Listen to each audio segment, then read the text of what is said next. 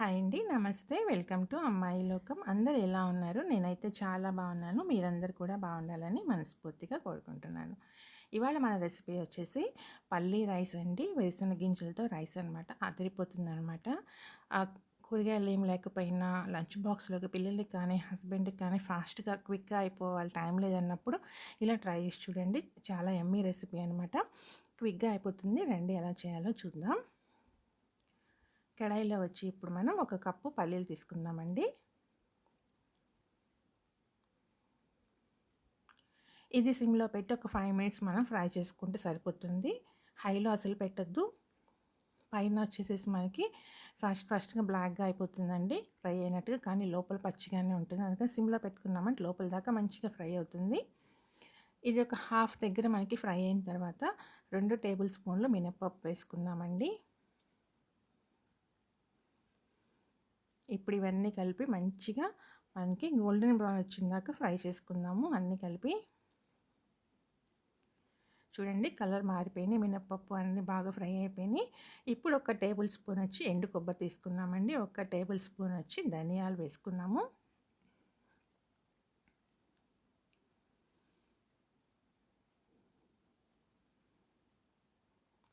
ఆ తర్వాత 4 రెబ్బలు వచ్చి చిన్నులపాయలు వేసుకున్నామండి. అంతేను. స్టవ్ వచ్చి ఆఫ్ చేసేసుకుందామండి. కొంచెం సేపు ఆరనిద్దాము. ఆరిన తర్వాత మిక్సీ జార్లో తీసుకుని వీటన్నిటిని మంచిగా కొంచెం కోర్స్లీగా ఉండే, మరీ ఫైన్ పౌడర్ కాకుండా కొంచెం కోర్స్లీగా గ్రైండ్ చేసుకొని తెచ్చేద్దామండి. చూడండి, ఇలా చేసుకుంటే సరిపోతుంది. మీకు కావాలంటే ఎండుమిరపకాయలు ఇక్కడే వేసుకుని కూడా గ్రైండ్ చేసుకోవచ్చు అండి, లైట్గా వేపేసుకొని. కానీ నేను ఇక్కడ చేయలేదు. దీనిలో నేను రైస్లో వచ్చి కొంచెం కారం వేసి కలుపుతానమాట. ఇప్పుడు కడాయిలో వచ్చి 2 టేబుల్ స్పూన్ ఆయిల్ వేసుకున్నాక 1 టేబుల్ స్పూన్ పల్లీలు వేసుకుందామండి. ఒక హాఫ్ టేబుల్ స్పూన్ ఆవాలు, ఒక పావు టేబుల్ స్పూన్ పసుపు వేసుకోండి.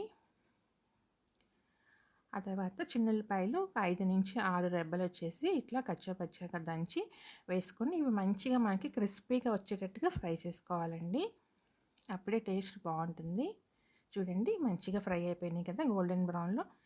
ఇప్పుడు ఇదే ఆయిల్లో 1.5 table spoon red chilli powder వేసుకుందామండి. ఇది ప్లెయిన్ కారం, గొడ్డు కారం అనమాట.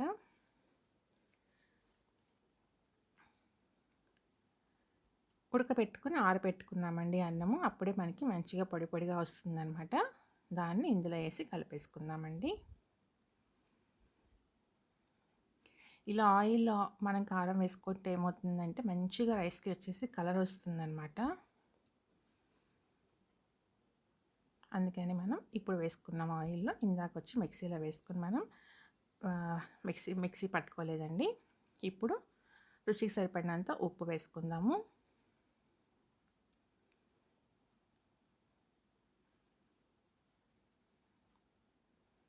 ఇవన్నీ కలిపేసి మంచిగా మనం ఫ్రై చేసుకున్నాక ఆయిల్ ఎక్కువైనట్టు కనపడుతుంది, కానీ ఎక్కువ కాదండి.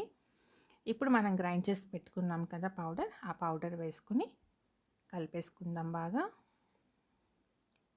ఇప్పుడు సరిపోతుందండి. ఈ పౌడర్ అంతా మనకి అబ్జర్వ్ అయిపోతుంది అనమాట ఆయిల్. అంతేనండి. లాస్ట్లో వచ్చేసి కొంచెం కరివేపాకు వేసుకున్నామంటే ఎమ్మి కర్రీ పల్లీ రైస్ రెడీ అయిపోయినట్టేనండి మనది. స్టవ్ ఆఫ్ చేసేయటం అంతే. ఎమ్మి రైస్ని సర్వ్ చేసుకుందామండి. అంతేనండి, చాలా ఫాస్ట్గా క్విక్గా అయిపోతుంది. తప్పకుండా ట్రై చేయండి. మీకు ఎలా వచ్చిందో నాకు కామెంట్ అయితే చేయండి. అలానే ఫస్ట్ టైం చూస్తున్న తప్పకుండా సబ్స్క్రైబ్ చేసుకుని చూడండి. ఒక లైక్ ఇచ్చేయండి. మీ ఫ్రెండ్స్కి, ఫ్యామిలీ మెంబర్స్కి షేర్ చేయండి.